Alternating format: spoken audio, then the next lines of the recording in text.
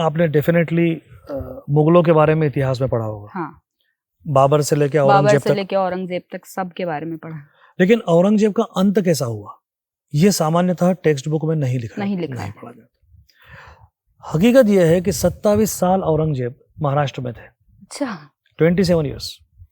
और मराठा जो शक्ति बन रहे थे उनको कुचलने के लिए औरंगजेब खुद 5 लाख की फौज लेके महाराष्ट्र पहुंचा। जब उस पूरे भाग को उस जमाने में दक्खन कहते थे, अंग्रेजी में डेक्कन प्लेटू, तो वो डेक्कन था, अंग्रेजी उसको दक्खन कहते थे।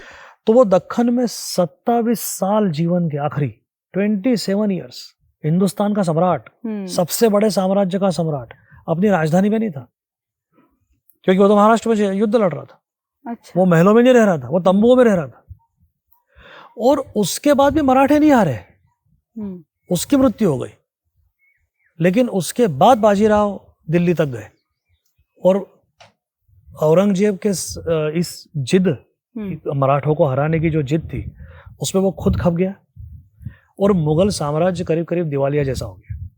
क्योंकि fighting a war is always expensive, बहुत पैसा खर्च होता है। 27 साल से वो अपनी राजधानी से दूर था। उस जमाने में कम्युनिकेशन सिस्टम्स और ये सारे कैसे थे अपन समझ सकते हैं। तो दूर से कंट्रोल करना इतना आसान नहीं था। तो डेफिनेटली उनके जो सिस्टम्स थे वो भी सब सड़गल गए। सही। और इस वजह से मुगल काल का अंत वहां से प्रारंभ हुआ। हिस्ट्री में अभी भी उस चीज को लेकर क्लैरिटी नहीं कि अंत कैसे हुआ।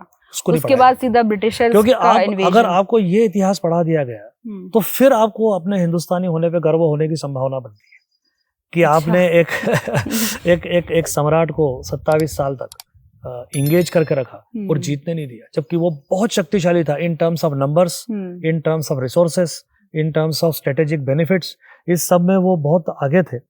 लेकिन इसके बावजूद भी मुगलों को हावी नहीं होने दिया। मराठों ने उनको तो, औरंगजेब को तो हराया ही।